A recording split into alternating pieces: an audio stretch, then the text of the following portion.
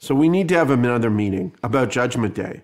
A meeting about Judgment Day. We should talk about Judgment Day at the meeting. It's really the meeting meeting about about Peter Judgment. committee. It's the Let's Kill Peter Committee Judgment Day meeting. Why don't... By the way, Judgment Day. Troy and Tom just need to go to this meeting and go, which of you did it? For the children, Judgment Day will go forward. For the children? It's the apocalypse day.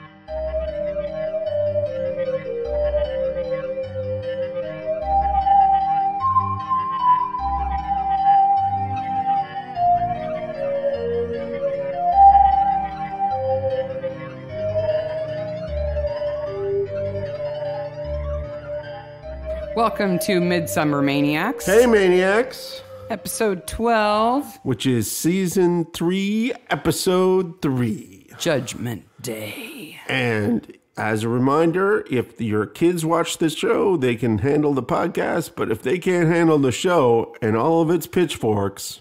They can't handle the podcast. They can't handle the podcast. Before we begin, I wanted to do a shout out to one of our listeners who said they listened to us while they were working out, which I was absolutely bewildered by. Who would want to work out to my voice? I don't know, but you go. Yes. Do one more rep. You can do it. Go. We believe in you. Absolutely.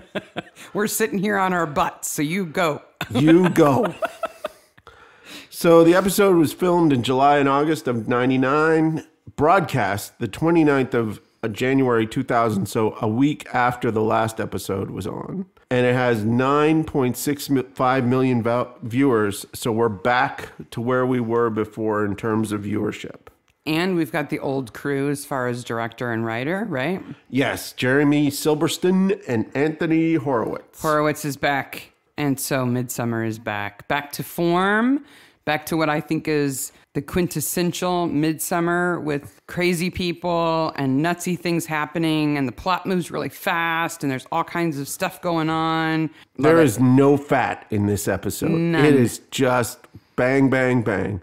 And I got to tell you, this cold opening is like a horror movie, but above and beyond that, this might be the best filmed cold opening that we have. It's really, really good. So we have a young couple. We're in the 50s. Mommy and Daddy. The Westons, they're going out for dinner to celebrate, and their daughter is brat-tacular and doesn't want them to go. She is so annoying. Like, already, I'm like, oh, gosh, bratty kid. Like, they should have some luggage in the trunk and go away for a while longer. Because who's there to take care of Annabelle while they're gone? Out of the shadows steps Mrs. Bundy. No, wait, it's not Mrs. Bundy. It's Mrs. Foster. But it sure looks like Mrs. Bundy. Played by Mrs. Bundy.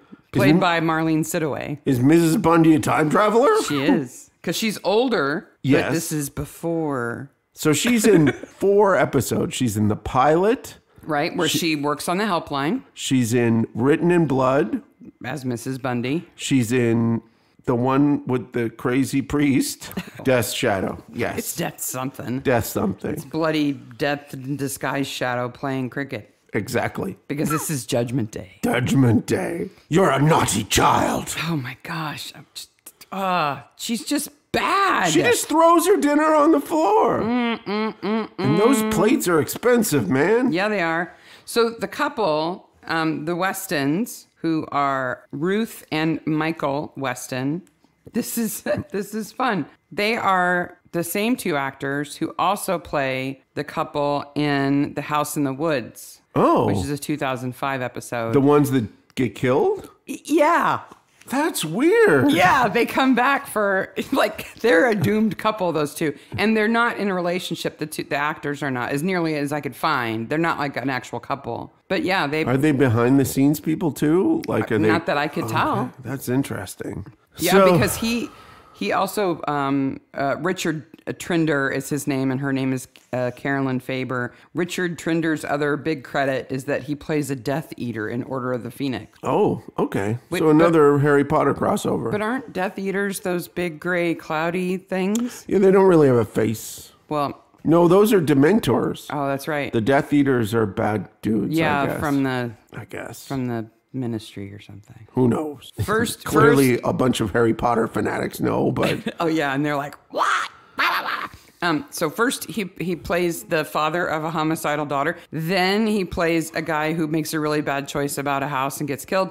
And then he's a Death Eater. It's quite the progression. He's done now. Yeah. Yeah. This scene is very much like a slasher film. And they set it up so well. The parents go. She sends the girl to bed. Wait till your parents come home. You wait till your parents come home. And she even has her back to us in the chair, and she's all happy. So I want to talk about this. It's weird. I don't know what's going on. Mrs. Foster watching TV? Mrs. Foster is watching ABC, which is Australian. Right. But this is not in Australia. No. She's also watching a show called Casebook. Right. Which is an Australian show from the 60s, though later on it says it's 1955. So she's a time traveler and she can time travel with TV too? And now I got to tell you, Casebook sounds like the worst show on television. Are you ready for this? Is it like Dragnet? No, Dragnet's exciting. Oh. It was made with the cooperation of the Australian Medical Association. It is an educational documentary series. Each episode usually contained 2 to 3 segments relating to medical advice being given by real doctors and patients played by professional actors suffering from a variety of illnesses. Then why is there a car on fire? I don't know. I assumed it was like a true crime show. It clearly says Casebook and it clearly says ABC. We may have this show wrong. Maybe there was another Casebook And please tell us if we have this show wrong. But I could not figure it out. It's Mrs. Foster, who is Mrs. Bundy, who is a time traveler. So who knows what she's watching? Because she's about to get shanked anyway. Yes. So then there's this shot of the camera moving through the house, and it looks like a doll's house. Yeah. They do such a good job. It's a strange house anyway. Yeah. The foyer looks like a back door. Yeah. I said foyer. I'm such a Hoosier. It's foyer. It's foyer. Sorry. We say foyer around here. When they show the knives in the kitchen, there's a spoon above it that's moving. Yeah. Why? Like there's a breeze or something? Something. And it happens both times. Yeah. I don't know, but the knife that she picks is the shiniest, most mirrorest knife ever. Ding! So Mrs. Foster's sitting in her chair, enjoying her anachronistic TV, and we see the knife and her reflection in the knife and the screaming, no! Now, we don't know if it's Annabella. We don't know. Annabelle. No, we don't. And the parents come home, and they go check on Mrs. Foster. And I think the mom does some good acting. She does, yeah, because the babysitter's dead, so you go to the kids' room next. And Mrs. Bundy, who's been around a lot of death, knows how to act like a dead body. She does a good job. She's got multiple stab wounds. They rush upstairs, and Annabelle is in bed sleeping. And this is in the era where the kids lived in the attic. The bigger the house, the more stories you had, the higher the kids would be placed. Yes. They have to go up like 17 flights of stairs. So I have a problem, though, here. They wake her up, and they show her bedclothes, and she is not bloody. Okay, yeah, but I keep wanting to call her Mrs. Bundy. Mrs. Foster, her knife wounds are very clean. There's no like arterial stuff going on. They're like chest stabs. But there's a lot of blood on the knife. Yeah, because it's been in Mrs. Foster. I still think she would have blood on her, and I think she actually changed. Because she is Looney McTooney. There's no blood on the handle of the knife when you see the doll baby holding it.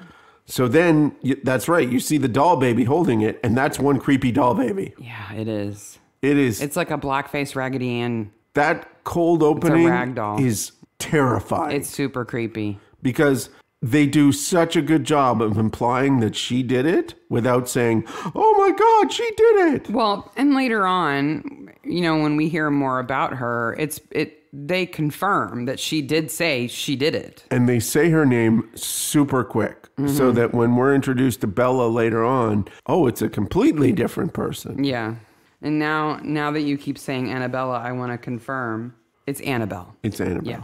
And because I always make a connection between Annabelle, the evil doll. Yes. And this episode with a girl named Annabelle who's got a creepy doll. So a bunch of people are getting together for a meeting. Yes. This includes Marcus DeVere and Bella DeVere. Ray Dorset. Yeah, who's the butcher. Mrs. Drinkwater, who is the riding the bike. Yeah. Right? Mm-hmm. I love Marcus. He has the cutest little hat, and he's driving his tractor. He's fantastic. And we're introduced to the daughter of Carolyn, Marcus, and Bella. Now, if the daughter isn't seeing Peter Drinkwater, does any of this happen? Let's revisit that. I think she may be the entire source of the problem. Well, it wouldn't be her. It would be Laura. Yes, I would agree. If Laura didn't tell Carolyn, yeah, would any of it happen? I don't know. Laura is Gordon's wife, and right. He's the vet. Yeah. And she's horrible. She is. Those are the Brierleys. Gordon and Laura Brierley. Yeah, she's one of those snipey wives who puts her husband down all the time. No, it's kind of a trope in Midsomer, right? It is a trope in Midsomer, but she gets it. So they're having a village meeting because the Perfect Village competition has chosen them as a candidate for Perfect Village. For Country Matters magazine. 4 days away on July 10th. Why does everything happen in the first weeks of July in Midsomer? It's an exciting time. You get 5,000 pounds. We could fix the village. No, he says we could rebuild the village hall. Well, having been in several village halls, I could see that. You think you could build one for $5,000? I think so. They get awful cold in February at euchre parties. Now, somebody got a brand new foreshadowing pencil with this episode. Yeah. Because there is foreshadowing all over the place. There is. There's mention of the wine. There's mention of blood. And they keep saying Judgment Day. You know, when you see a movie like, oh, I don't know, let's pick a movie out of the blue, Face Off. And they say the name of the movie. You go, they said the name of the movie. Clever. So clever.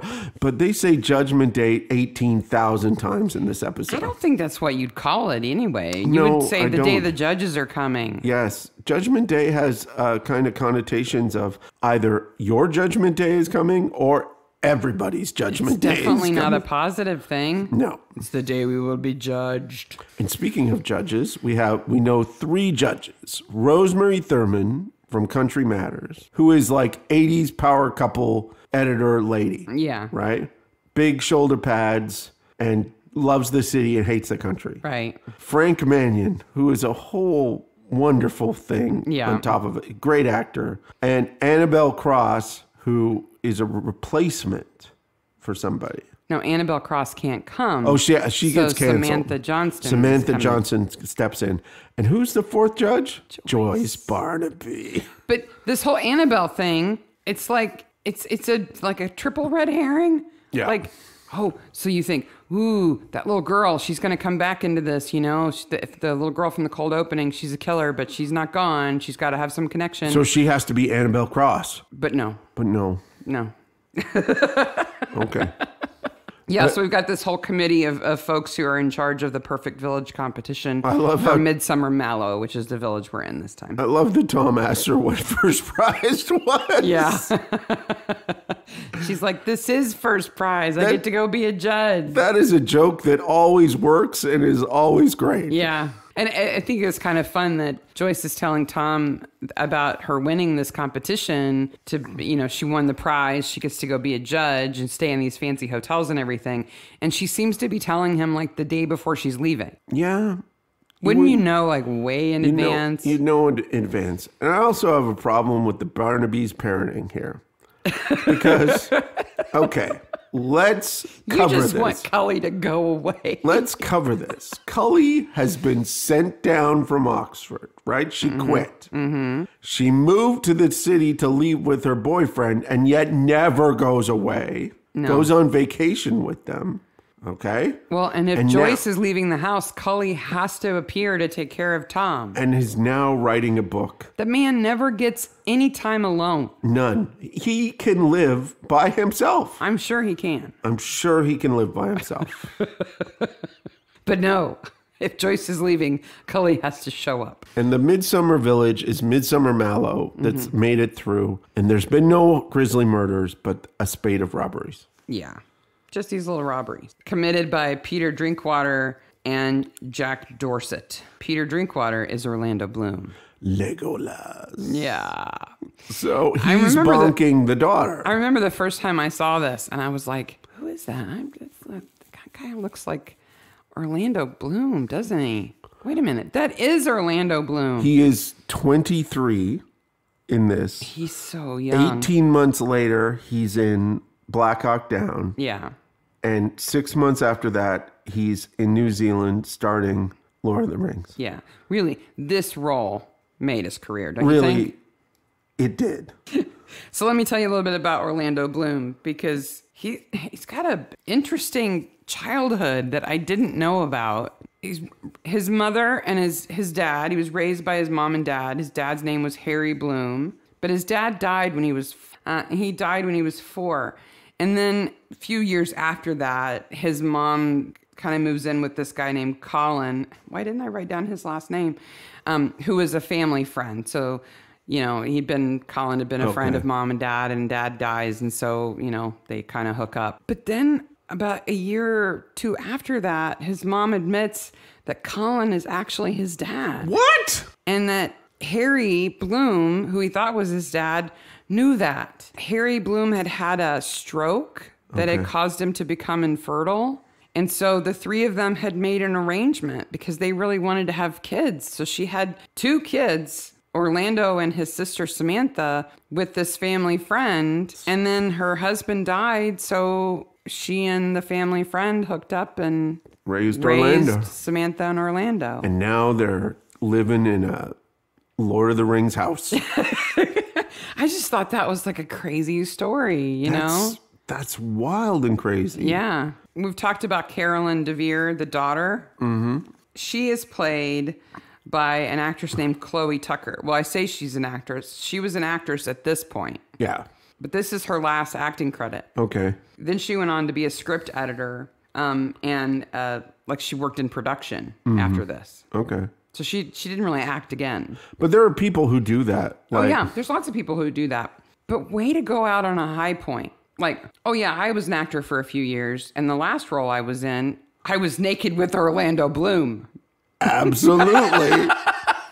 That's a pretty good story. Yeah. But anyway, yeah, so this is kind of her last big acting gig. Okay. And then she goes on to be a script editor. Okay. Let's take our foreshadowing pen and write some more script. Okay. Which includes, your parents would kill you if they knew you were here.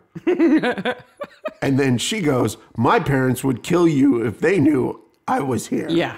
And guess what happens? Well, and that's just the first of many references to killing Peter Drinkwater. I mean, really, the Perfect Village Committee really should be the We Want to Kill Peter Committee. Yeah, it because should be. Everybody at that table has a motive. It's all full of red herrings. Oh, yeah. So he goes outside and he talks to Jack. Jack Dorsett, the butcher's son, who's waiting by the van. Has a side gig as Tom Bailey of the Thompson twins. He doesn't even look like him. He has I don't know giant hair like Tom Bailey. He's just disaffected the whole time. He's just king for one day. Okay, anyway. They stand so close together. They do. I was like, are you going to kiss him, dude? Because there's nothing wrong with that. But no people stand that close together and You talk. just got out of bed with that lady, though. Well, we'll talk about that. And we'll talk about Orlando's lack of showering and what that probably means. Okay. Did you notice he's got a little tattoo on his tummy? He has a little tattoo little on his sun. little white shorts. So they're the robbers, right? The Thompson twin and Legolas His name's Jack. are the robbers. And they're going to hit this manor house because the guy's away. He's got a bunch of stuff. So Jack Dorsett, the butcher's son, you're calling them the Thompson twins, he's played by this guy named Tobias Menzies, who's been in a ton of things. Game of Thrones. He was in Game of Thrones, and it's a small part. He played Edmure Tully in Game of Thrones, but he was also in Rome. He was in Rome, which was a really big thing. He's been in Foyle's War. Yep. But the most recent thing that he was in that I really liked was The Terror.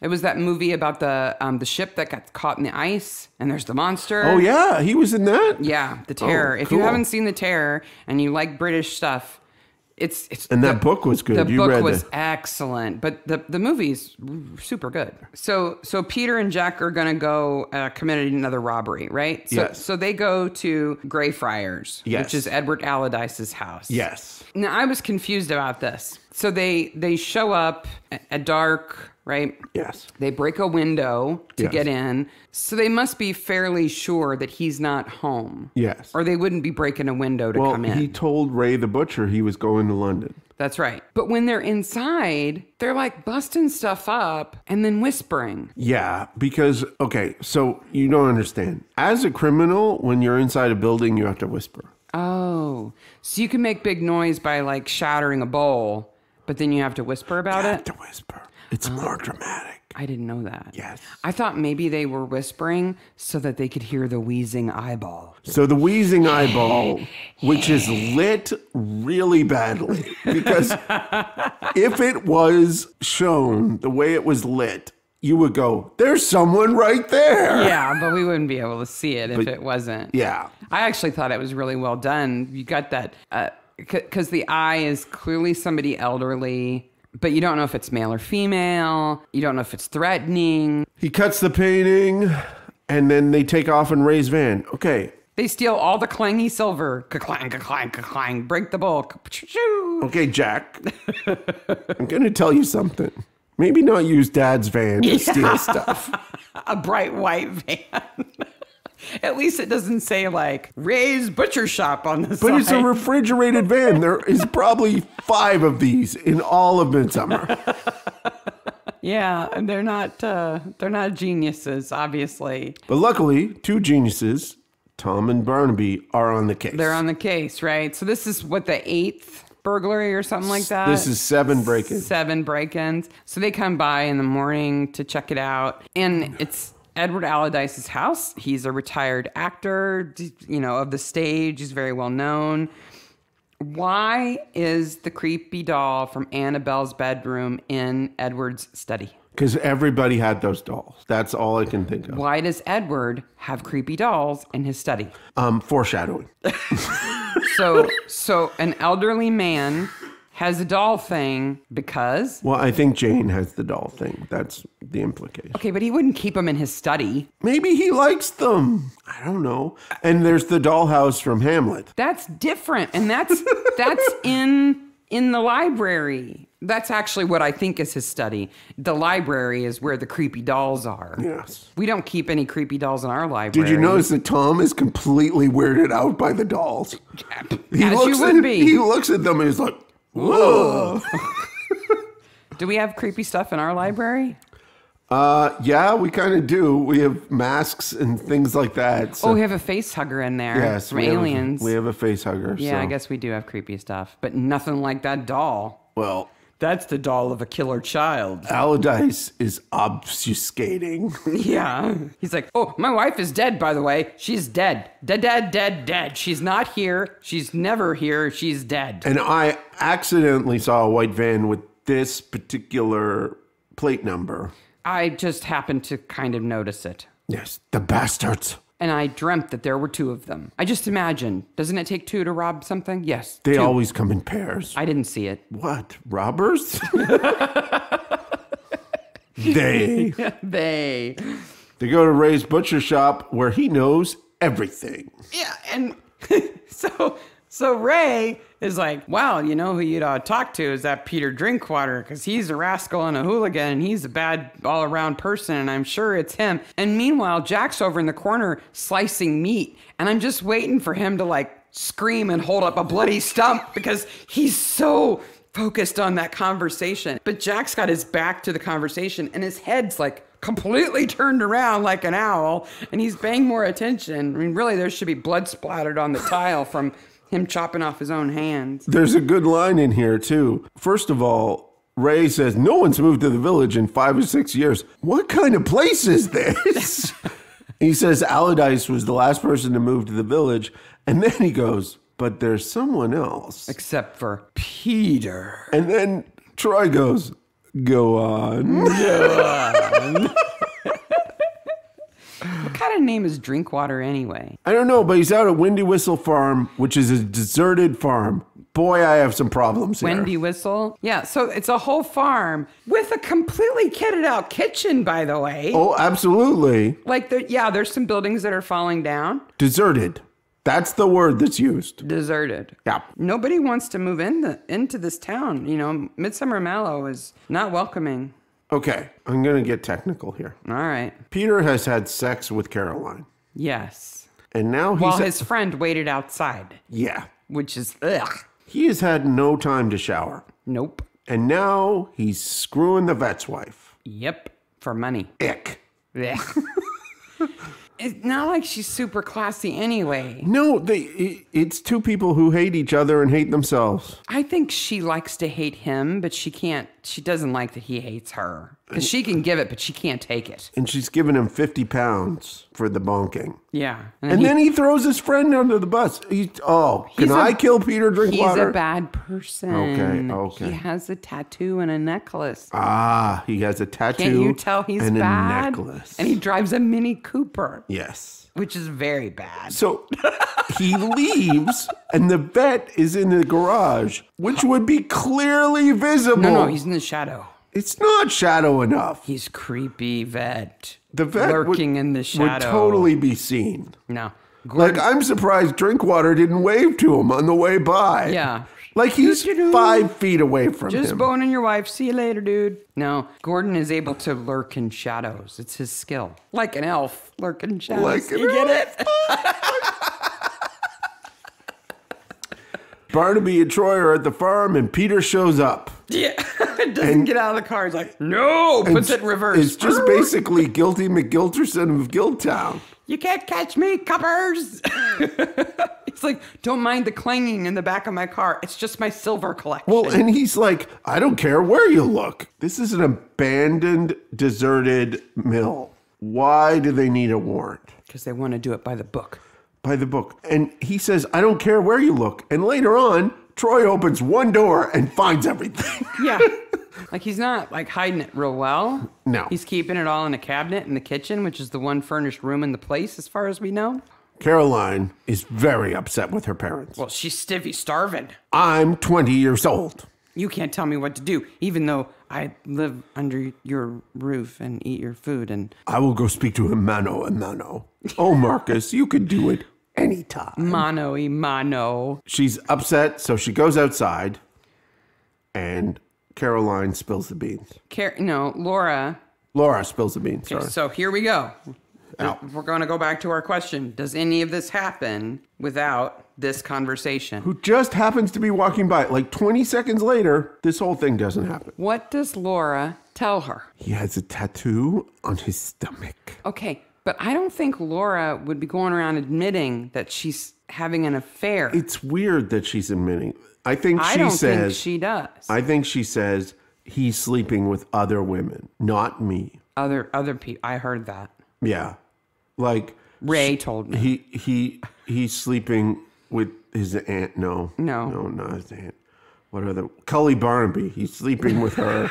See, I don't think Laura would admit that it's her. No. And I don't think Carolyn would believe her if she didn't have like definitive proof. Because Carolyn's like, I love him and there's nothing you can do and we're going to go live together and we're going to run away and you can't stop us. And then 30 seconds later, Laura's stopping her and telling her something that completely changes her mind. And Carolyn's not walking around going, I hate Laura. I hate Peter. She doesn't seem to be angry at Laura. So I don't think that's what she admits. I'll tell you what happened. There was a room of dudes and they were trying to figure this out. Script writers? Yep. And Horowitz goes, why don't we just hear them talking and not actually do the details? Doesn't matter. Silverstein goes, brilliant. Film it. It doesn't matter what she says. Yep. All we know is we can fill in the details. We will exact closure on the scene. I think it all still happens because Peter is still Peter. Yeah. He's still committing robberies. He's still sleeping around. He's still having sex for money. He's still being disrespectful prick. But Bella wouldn't have killed him unless he was doing this. Because she's going to run away with him. That's the thing that Bella doesn't like. Right. Not that he's a bastard. Right. That he's going away with Caroline. Which Caroline I'm sorry, honey. He's not. It's not going to happen. No. So if Carolyn wasn't delusional, would anything happen? Well, it runs in the family.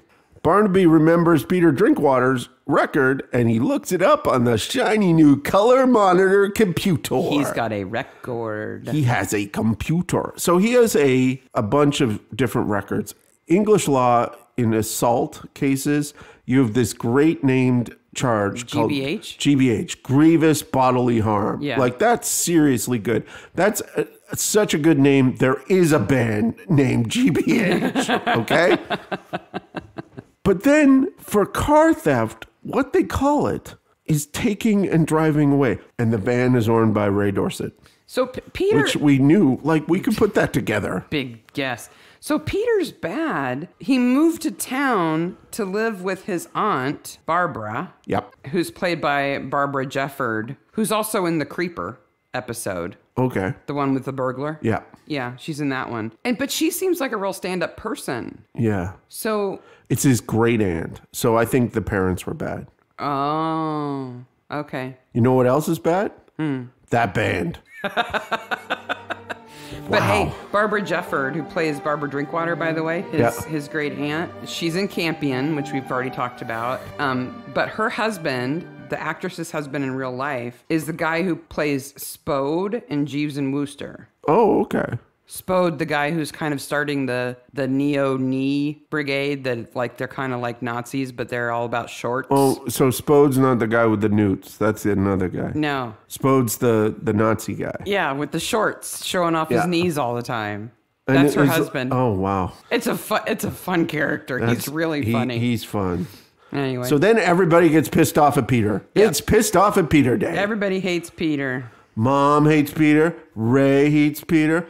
Edwards hates Peter. The vet hates Peter. Everybody's pissed. Gordon is so mad at Peter that he ditches a cat in the middle of a surgery. Just ditches it. He's the worst vet ever. You finish. Poor cat's laying there all laid open. And Laura's like, I don't think Laura has the skills to finish this job. I don't think so either. Poor cat. And then later, he's got chinos covered in cat blood. Maybe it was that cat. Maybe. Pitchfork cam. I don't... This would not work, okay? It just wouldn't work. Okay. Unless that pitchfork was like razor sharp. But she's strong because she's loony. He's not up against anything. No. He's just standing there. He's a third her age. He could easily just take another step back. Yeah. He could easily swipe it to the side. Also, I have in my notes. It just doesn't work. I have in my notes, Legolas fails to make his dexterity check. Little D&D reference for you. It's dramatic, though. I'll give it to them. It's dramatic. It's a great murder scene. He's standing there and he goes, "What?" And then... And they do a really good job of cutting here, right? Because they show the pitchfork advancing, and then it's cut really well so that you don't realize that Legolas already has the pitchfork in him. Yeah. And then he pulls it a little bit more and then falls down. Right. He does a good fall down. Yeah, he does. And you see it, you have that nice like pitchfork cam, and then you have this side shot, because this is a typical British home where they have doors aplenty. Like they have doors to doors with and handles doors to way rooms. Up high.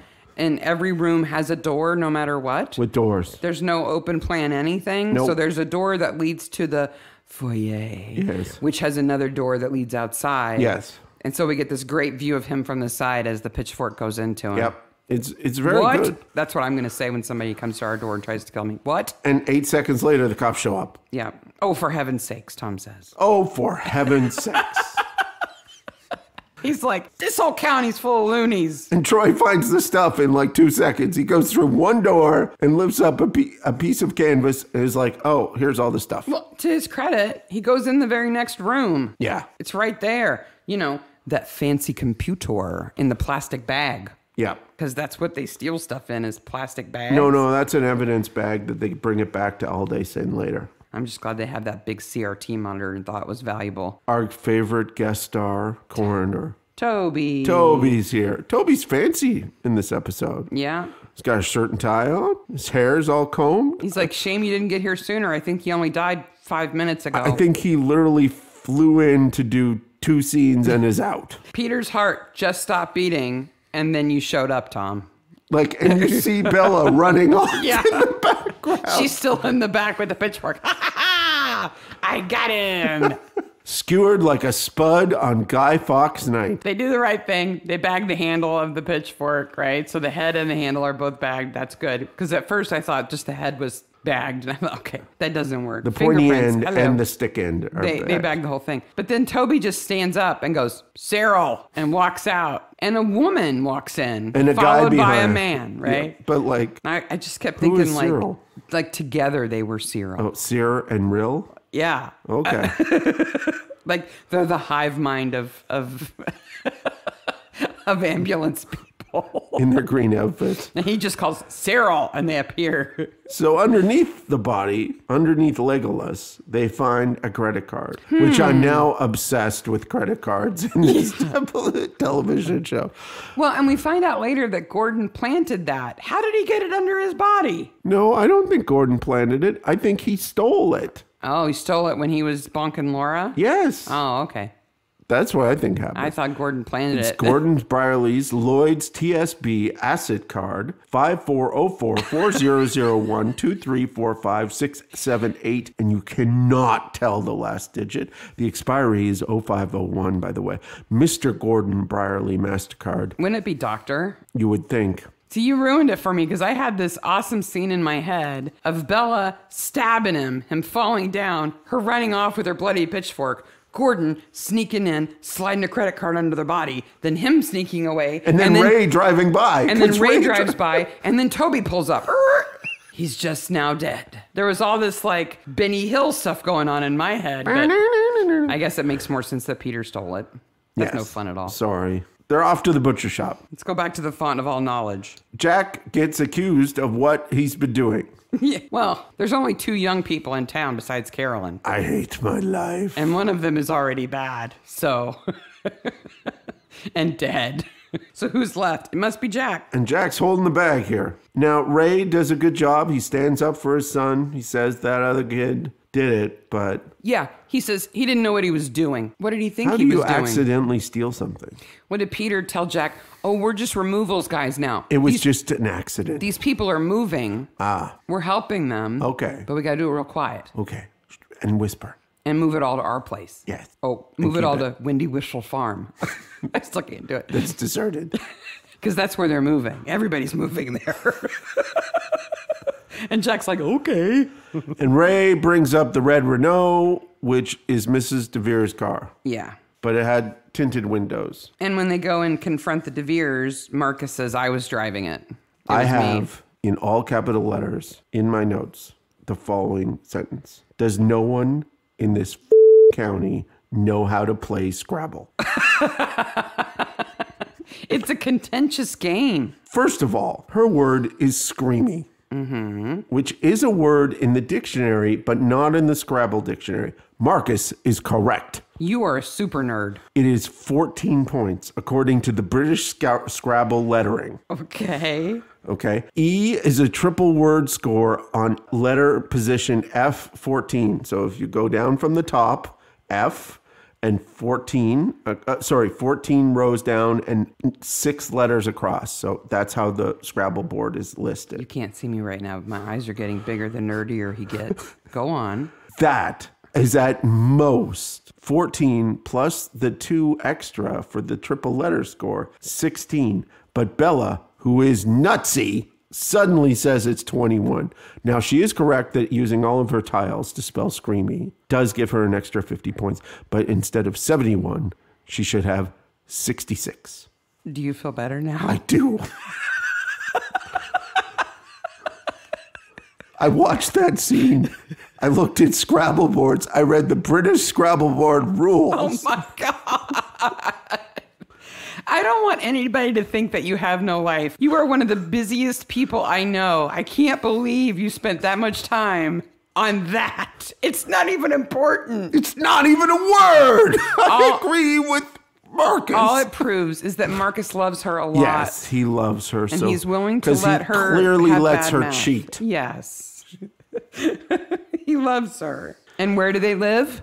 Oh, we'll get there. Lothlorien. Lothlorien. So Cully shows up And they're talking about Samantha Johnson at this point in time at the Barnaby's house, right? And she says that Samantha Johnson's been replaced, and she writes the Sister Claire Chronicles books, not real books. Okay.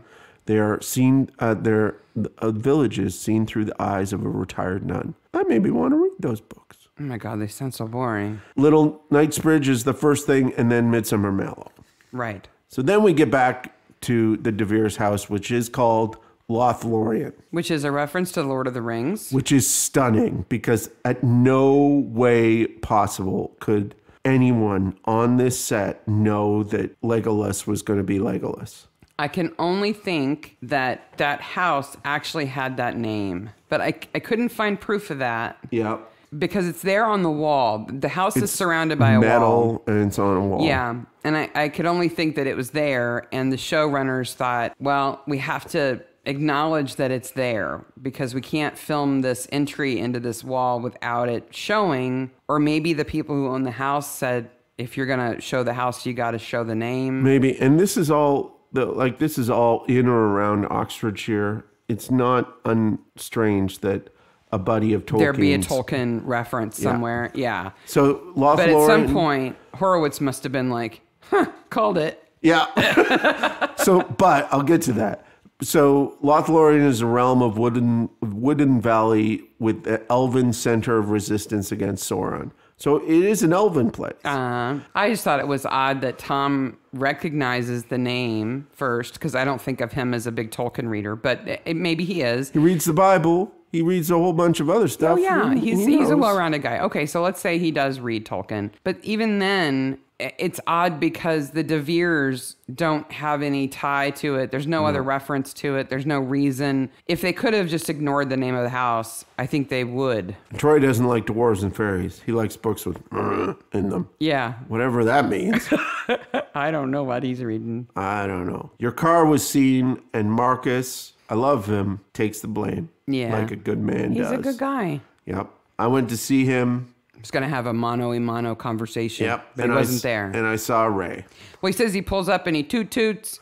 Which I was like, you toot, dude? No wonder he didn't come out. He pulled up and went, and Peter didn't run out. Who's that farting in my courtyard? In my windy whistle. Who's that tooting in my windy whistle? But like Peter's not the kind of guy who would be like, oh, someone's honking. I'll run outside and see who it is. He'd be like flipping him the bird from the window. It's just weird. Come and get me, old man. Ha ha.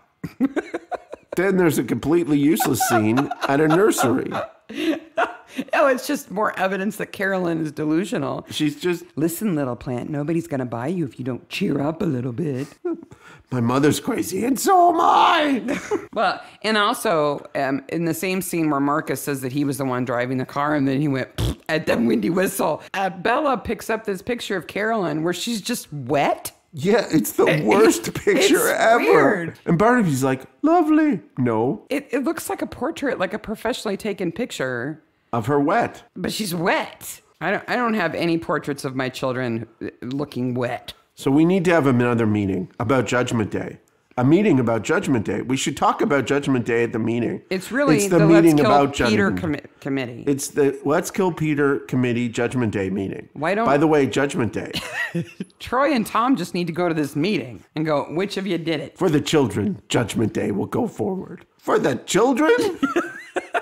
It's the apocalypse day. And this is the one time where Laura's like, maybe not. No. And they're like, overruled. Judgment. Overruled. There will be judgment. We have more Edward Allardyce scenes where he gets haughty. And I was in London. My wife died in a car crash. Yeah, but this is the one where they film him in front of the painting that that Peter slashed. Where does he slash the painting? I'm so glad you asked. He slashes it across the cheek, the left cheek. Edward Allardyce has a big scar across his left cheek. Yeah, amazing. Is he Dorian Gray? And he stands in front of the painting that looks a lot like him, but younger, with the slash and the scar. Jane died in a car accident. Dead. She's dead. We haven't talked about him, though. We should talk about him a little bit. Okay. Because while we're at it, Edward Allardyce is played by Moray Watson. Okay.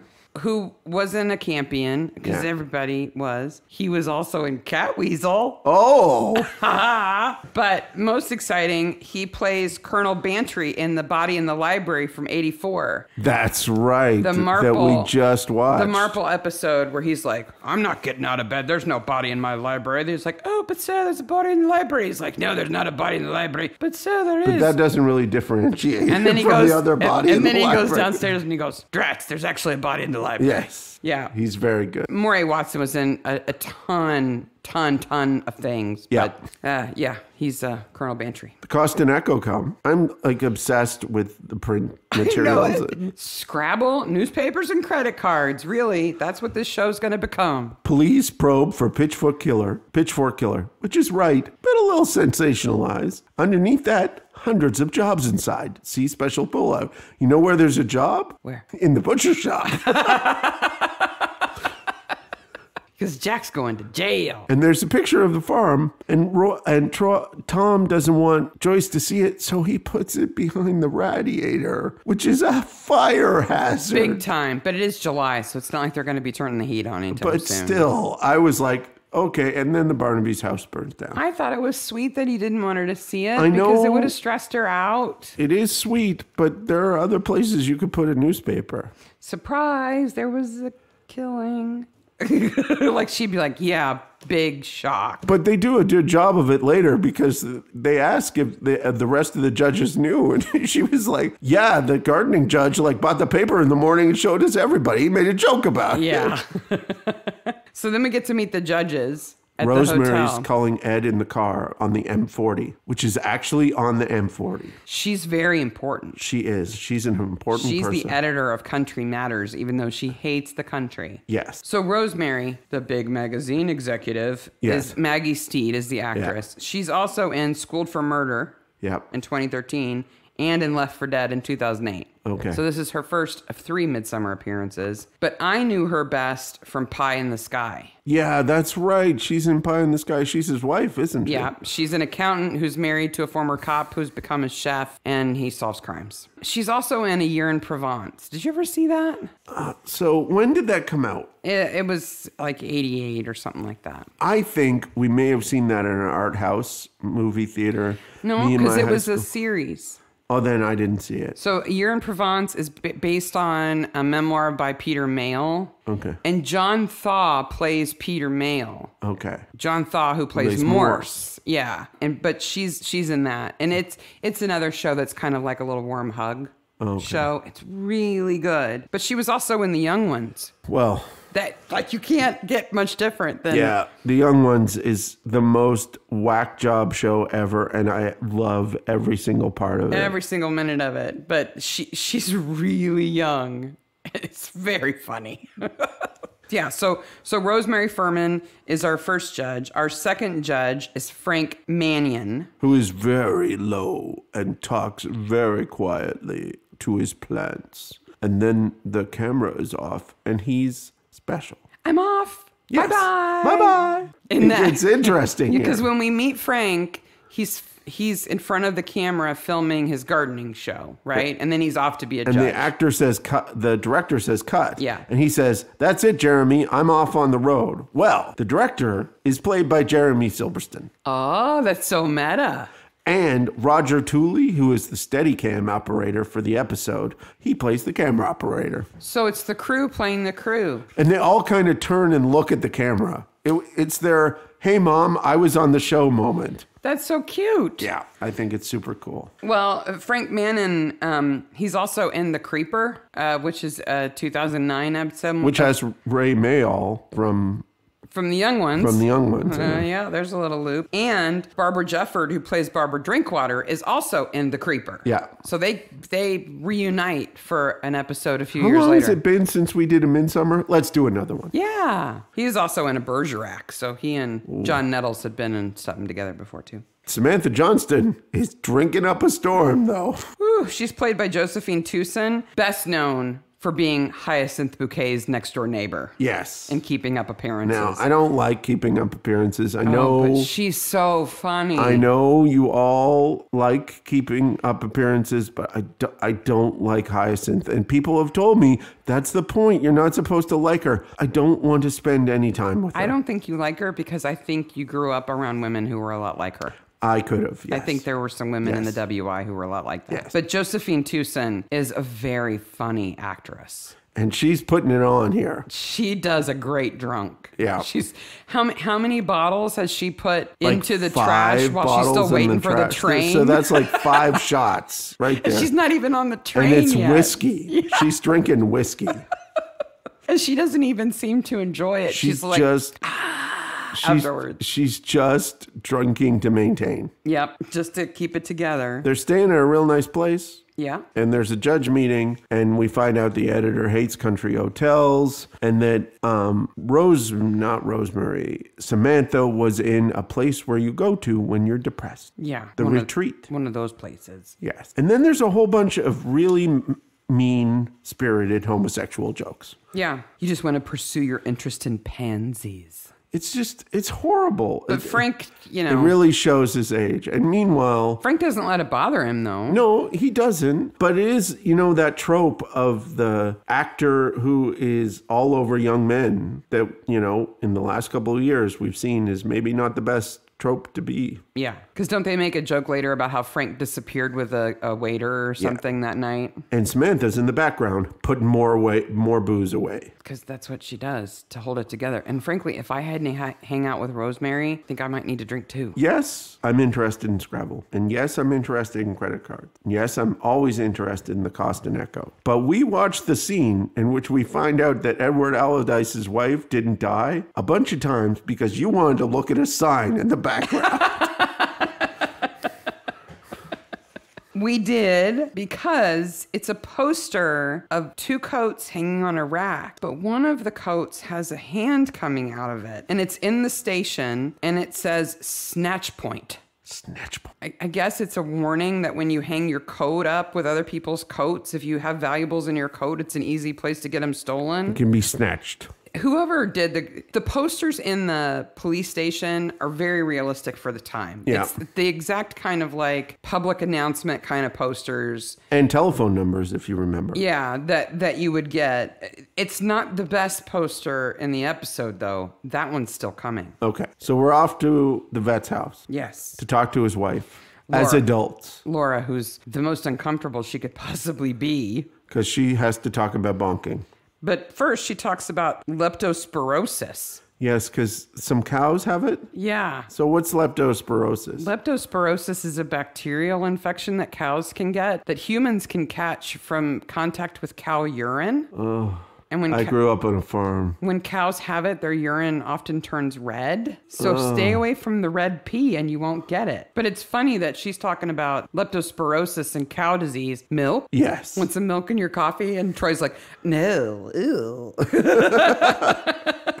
That's the last thing he wants. It's just about supply and demand. Yeah. She's paying for sex with Peter because Gordon isn't willing. I guess. He's too not busy. very good in the demand department. He's too busy being creepy. We have a difference of opinion of the vet. To me, the vet is like at the end of his rope and he appears creepy, but he's just like, I've had enough of your crap, lady, and I'm going to show you how much crap that you live with, and out the door you go. But the way he goes about it and how much he enjoys it is creepy. It is a little. I was spaying a cat, because he tries to frame her, like, you're going to back up my fake alibi. Now you're really in it. Yep. And Peter had my credit card. Yeah. Yeah. So then we're off to Little Kirkbridge. Mm-hmm. The town crier is actually an alderman.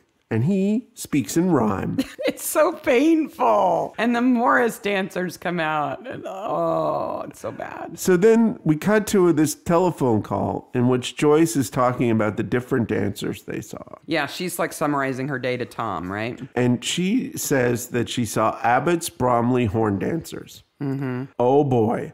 Did I fall down a rabbit's hole? Did you Google the horn dance? I watched a 20-minute documentary on the Abbott's Bromley horn dance. Did you make your students watch it too? No, I should have. The documentary begins with the fool going to the butcher shop because he needs to fill up a pig's bladder with air to carry it around like a balloon. Is he going to toot? Okay. It's in the first Monday in September. There's a vicar. Like, this documentary is a Midsomer episode waiting. Were you just waiting for somebody to get murdered while the you're vicar watching goes, it? "It's pagan with a small p." Oh.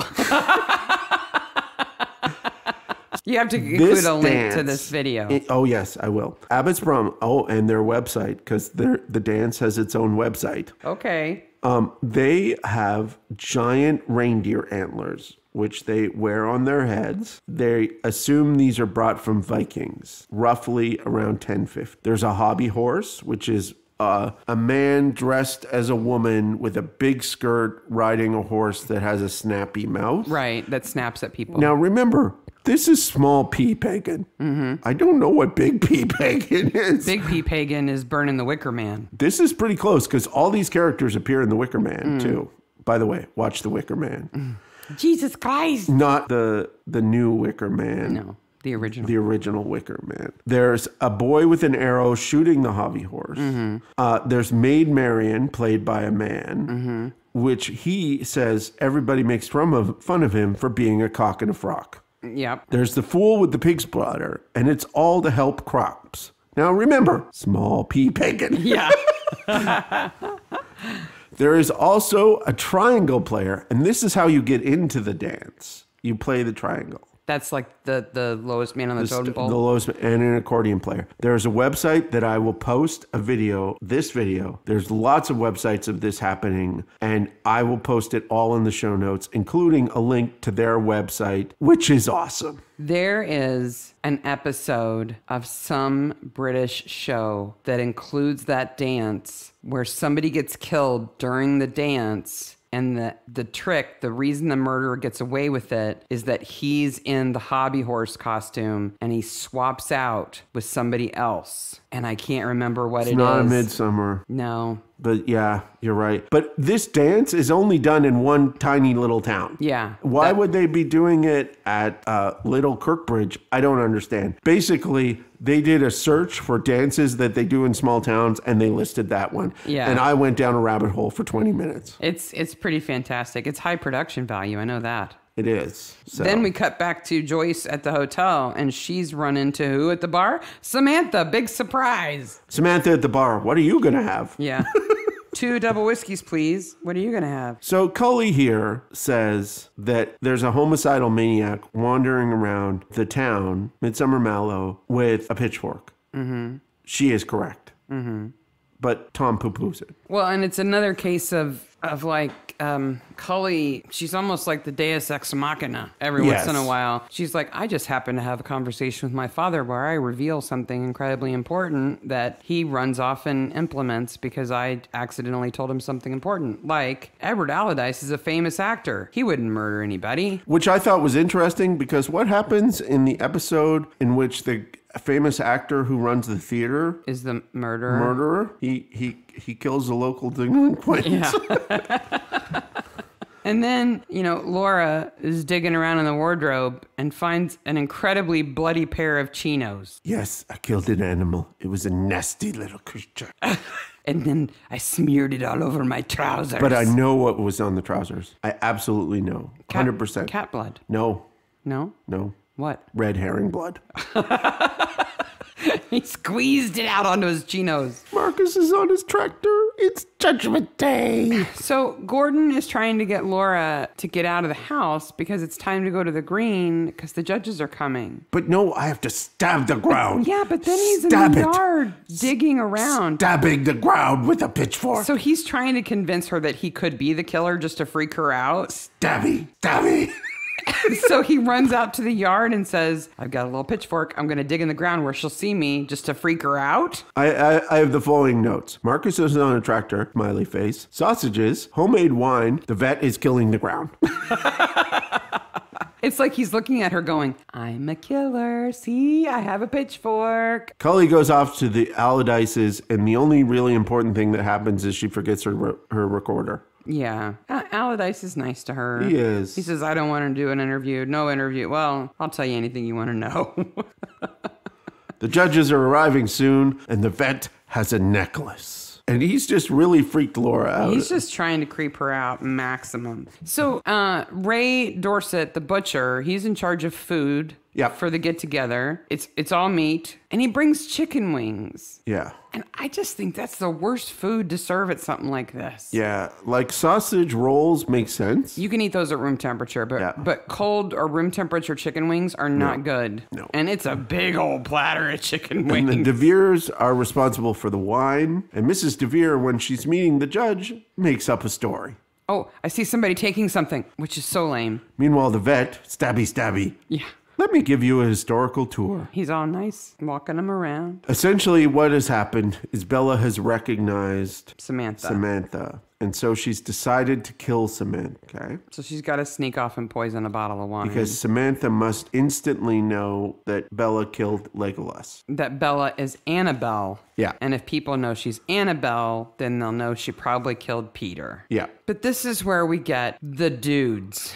So Bella goes to the wine table, and there are 3 dudes behind her. In every shot that's facing the wine table, there are 3 men standing behind her in the grass. Staring at the camera. Just standing there. And not doing anything else. They're not acting. They look like they've been playing freeze tag, and they're all frozen. And there's a bow lathe behind them, like a medieval bow lathe way back in the back. But they're just standing there. Yeah. Now, dear listener, now that you know these 3 gentlemen are standing behind Bella in the grass in this scene, you must go and look at them. You can't unsee them You now. can't unsee them once you see them. And then in a minute, they have a jaunty 4th friend who shows up with the most egregious mullet ever.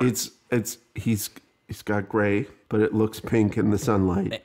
Mullet. It's like a Sammy Hagar mullet. Yeah. It's just bad. And still, they're like, we're acting, aren't we? So, whenever I see somebody really awkward like that, kind of in the background of a show like Midsomer, I always think they must have won a contest and they got to be an extra. And they don't know what to do. They won a standing and staring at the camera contest. They're so ominous and weird.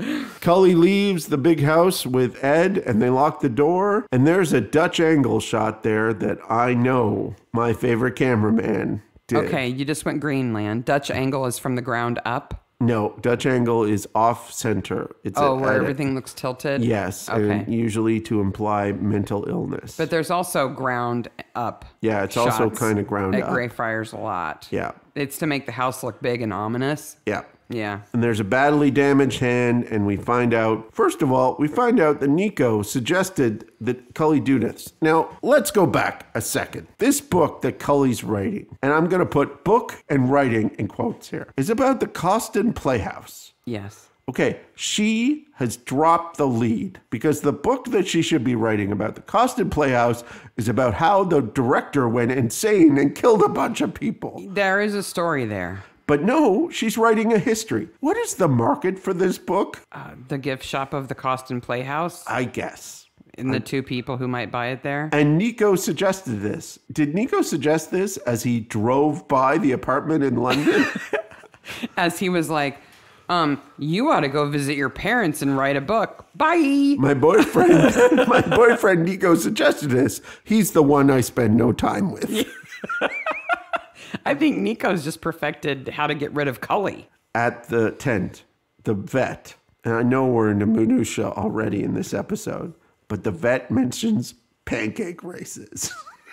Yeah, so what the hell is a pancake race? So, first of all, it's on Shrove Tuesday, which is Pancake Tuesday. Okay. And the reason why pancakes are served on Pancake Tuesday is you put all the stuff that you can't eat on Lent into one meal, which is pancake. Sugar, water, butter, milk, all of that sort of stuff. Okay. Anyone who has had the pleasure of a pancake race before, here are the basics. Okay. It is a food preparation sporting event. performed every February. You run a relay race in which you have to flip the pancake in a pan as you race. So you have to run to a certain point, stop, flip your pancake, and then are allowed to move on by the judges. Okay. Now, the pancake is already cooked in most races, but these races happen all over the country of Britain on Pancake Tuesday. Okay. These are not pancakes anybody wants to eat, No, right? Okay. no. I just when I get stuck in confusion, I just think about Marcus tooting a windy whistle. Speaking of Marcus, he pulls Barnaby and Troy aside and says, "You're Don't not going to sink us the here." murder, are you? Right. Like I'm like, dude, it's all going to go south in a second here. you're doomed. You're not going to get Perfect Village. You are not getting Perfect Village. No. And Joyce is giving up all the dirt on the other judges. Barbara's got the band going as loud as possible. And Ray and the gardener have this weird in-code conversation. And I wonder if Ray Ray and is Frank? gay. What do you mean? Because he the talks code? about his garden, and it's important to have a nice patch. And they hit that word patch. And I think there's an implication that we're not getting there. Oh, that's not how I saw it at all. I saw it as Ray was trying to like butter up to the judges, and he's like, "Oh, I really like your show." And then Frank puts him on the spot and says, "Do you have a garden?" And That's probably it. Ray's like, "I got a little patch." Yeah, that's probably it. Like he's embarrassed that he doesn't have a real garden. But I'm sorry, a guy who runs a gardening show has got to know that not everybody who watches this show has a garden. Right. So Ray should have just said, "No, but I wish I did." Exactly. Bella gets sick. Somebody says, "I'm dying here." Yeah. Foreshadowing. Yeah. She drinks from the glass, and Bella drinks from the glass, and Bella's drink gives her slow-mo.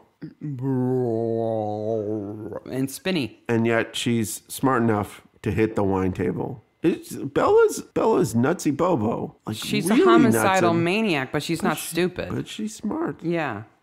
And then the editor's dead. Rosemary's dead. Toby's on the scene because he shows up like 5 seconds after somebody dies. And as soon as he looks at her, he's like, "It's cyanide. She's pink. Did you know 1 in 4 people can't smell it?" And Bella only had 1 sip. Like, you put cyanide in that whole bottle. Yeah. And Rosemary only had a sip because she thinks it's gross. Yeah. She takes 1 swig, puts the glass back on the tray. Yeah. The kid carrying the tray, by the way, his name's Jack. That's Anthony Horowitz's son. Oh, there we go. Mm-hmm. He has a line or two. His first name is Cassian. Yeah. Cassian Horowitz. He's got a line or two. Yeah. So this is one of those episodes with a little nod to the people behind the camera, I think. Yep. So we go to the vet's house. But Oh, it's okay. I was just freaking you out. because Laura accuses Gordon in front of Troy. Did you kill her? Yeah. So they Was have it to, you? They have to have a conversation. Clearly, Laura's on edge. I'm freaking out. You killed him. Get out of my house. You can't blame him for kicking her out, but I think freaking her out in the way he did is a little weird. Now, this episode is tight, right? Mm-hmm. It clicks along at a great pace. But sometimes when that happens, people get lost. Yeah. Jack gets completely lost. Well, he's in jail now. He's gone. They've Laura, arrested him. After this point, gone. He kicks her out. She's gone. Yeah. Laura and Gordon have the busiest kitchen ever. Did you notice that? There's Yeah. not a square inch on their fridge that isn't covered in stuff. He's got streptomycin stuff on there or something. Lepidopterus. Lepidopteruni. He says, "Oh, it was just cat blood on my pants, and that's a chain that I bought. So, haha, I tricked you. You think I'm a killer? Get I know out of my you're house. a cheater. Get out of my house." Yeah, and she's Okay. like, "Ah." But where are Tom and Troy? They're at the print shop, the course police print shop. And the police have printed a fantastic Judgment Day tent map. Yep. And not just printed a nice map, but they've placed colored stickers on the layout to indicate where each person was. And at the top, someone has very carefully drawn ruler lines To read. so they could put Midsomer Mallow in perfect script in just the right size. It looks like something a 2nd grade teacher would make. Yeah, it does. This show has done fantastic materials, but that Judgment Day map is a little bit of a letdown. Yeah. But they figure it out. It works. It's a tool. They figure out that Samantha Johnson is the target. So what is the theme of this episode? Oh, yeah, the cops arriving just after somebody dies. Because Samantha, at that moment, is freaking out. She's getting the hell out of town because she knows exactly what's going on. They're coming for me. And but wait a minute. Meaning Bella. I need to make a phone call to Gloucester. Gloucestershire. God, I had to spell that word twice. There's a knock at the door. Oh, I'm dead. Wait a minute. Frank is leaving. I'm out of here. No autographs. No, she's dead up there. Go. And she's stabbed. They're a little late. She's probably still like warm. And she gets stabbed in the kidneys. I think she could probably be still alive. I don't know. I don't know if she's really using her kidneys anyway. She's awfully drunk all the time. I don't know, but Bella's running around with a knife again. Yeah. Where does Bella get that knife? And I don't really know how she manages to slip into the hotel. Because the last time we saw her was sick in bed at home. Yeah. So I guess Marcus leaves her thinking she's asleep. She gets up, creeps over to the hotel, kills Samantha, goes back, gets back in bed to look peaceful again. Yep. Okay. Joyce is interviewed basically by Troy and Barnaby at this point in time. She reveals about Sebden Manor. And then we have a touching scene where Marcus is going to give some pills to his wife. He's very sweet. He is. And I think she loves him too. And he goes, "You gave me a scare." Mm-hmm. And what he actually means is, "Are you a homicidal maniac? I think you are." Again? Yes. Everything will be all right. Has the screamy kill come back, honey? Yes. Yes? Screamy. Okay. They go to Sebden Manor and meet with Dr. Mark Sellers. Who has mild dyslexia. He calls Troy Tory. I guess. I don't get that. And basically does nothing but give exposition. Yeah. And then Tom is like, for once, Cully was right. Oh, we got to get all the way back because there was probably more people dying as we speak. And Cully's going to be attacked by a woman with a knife who is in no way related to what's going on. Well, it's Jane Rochelle. And good makeup here. Her hands and her face, it's good makeup. The face is pretty good. The hand is pretty bad. She's played by Sheila Fraser, who is Aunt Beru. Aunt Beru. Luke's aunt. Oh my gosh, you're right. That's Luke's aunt. Luke Skywalker's aunt. She should be serving green milk. She should be on Tatooine. Yes. Why? Did you get burned on Tatooine? It was a droid. The droid did it. There's more Star Wars crossovers to come up in later episodes, but that's the first. Yeah. She's Aunt Beru. Okay. You wouldn't know it with all that makeup. It is pretty good makeup for Midsomer. Yep. Yeah. Troy and Barnaby arrive to talk to Marcus. Cully just walks into the Allardyce home. She just walks into Greyfriars. After he made a big deal about locking the door. Privacy and all that stuff. Yeah, I know she left her problems. I know she left her tape there, but I think Cully would be a bit more respectful of that, and she would think, I'll come back later. I think so too. But maybe since the door's open, maybe she thinks something's wrong. Maybe. I don't know. I don't know. I didn't like it. Hey, guess what? What? Annabelle's Bella. I had no idea. Didn't you know that? Dun, dun, dun. Marcus tells the truth. Tells how he answered a Lonely Hearts ad, and he loves her. Yeah. Of course he knew about what had happened, and he forgives her. He's like, he's so accepting and loving. Well, what she did when she was little has no bearing on their relationship. So he doesn't care about that. But now he knows that she's at it again. And not only is she at it, but so she killed Peter. She killed Samantha. She accidentally killed Rosemary. She was willing to poison herself. Yeah. Like she's got a taste for it again. She's not right. No. And Bella does some great acting here in the reenactment of her killing Legolas. Oh my gosh. She's like, she's like, and then like 2 seconds later, her face goes, oh. Yeah. It's like, good crazy face. It's good crazy face. Samantha had to go. Gotta destroy evidence. Because Marcus knows that if they found out that Bella did it, with her history, she would go into an asylum. Yeah, he says you'd have put her back in the bin. And he knows she wouldn't want to live that way. So he decided what he was going to do. He gave her a bunch of sleeping pills and then he put a pillow on her face. 2 shows in a row, pillow face. Mercy killings with pillow face. Yep. Poor Marcus.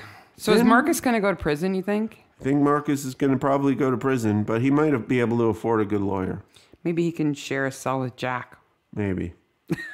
Then there's a weird scene at the end where Cully explains the whole Jane Rochelle thing, and then they make fun of Joyce, and then it's just as well. It's mean. It's mean to Joyce. What do you mean they make fun of her? She's like, the music was too loud. I didn't know what was going on. Because she thought that Samantha said the street, and what she said was the retreat.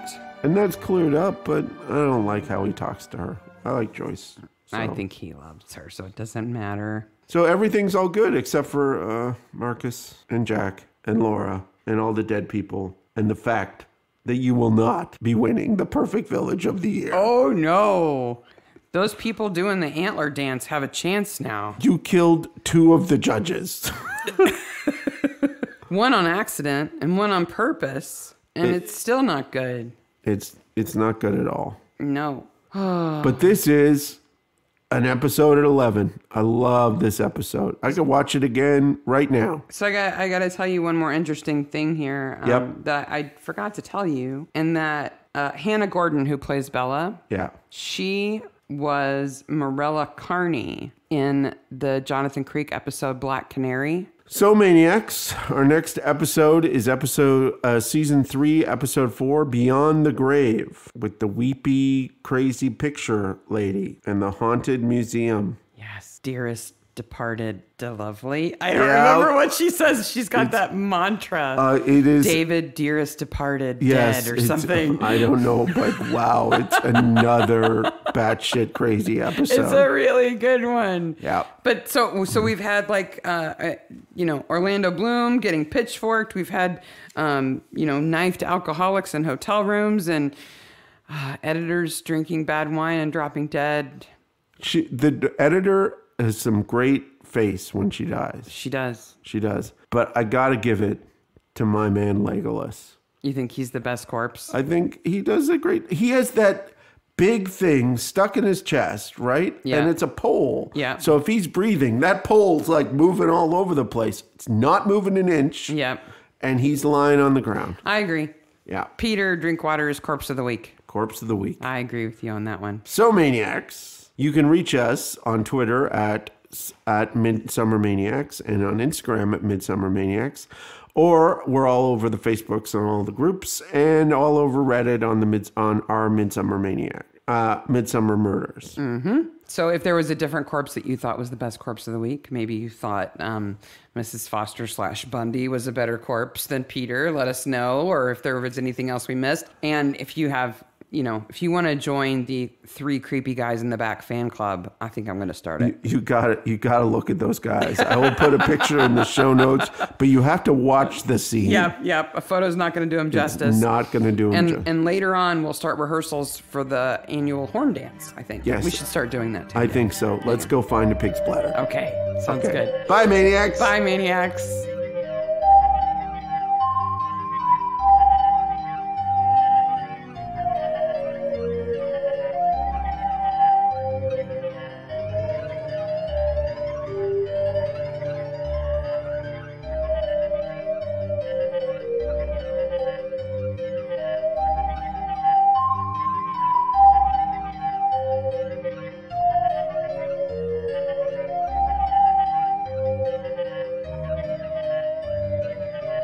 Before we go forward, though, yes. I got to tell you one more thing. Okay. I'm sorry to interrupt.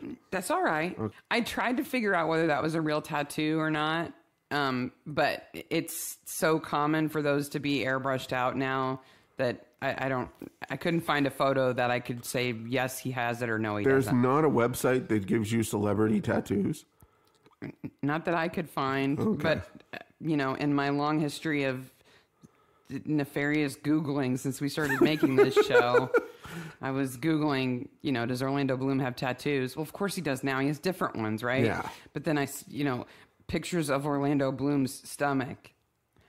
Yeah. And that's more like his 6-pack, right? Yeah. And then it's like, no, below Orlando Bloom's belly button. Because it's really low. I'm like, oh, Mark's going to see this and wonder what I'm doing. Anyway, la la la.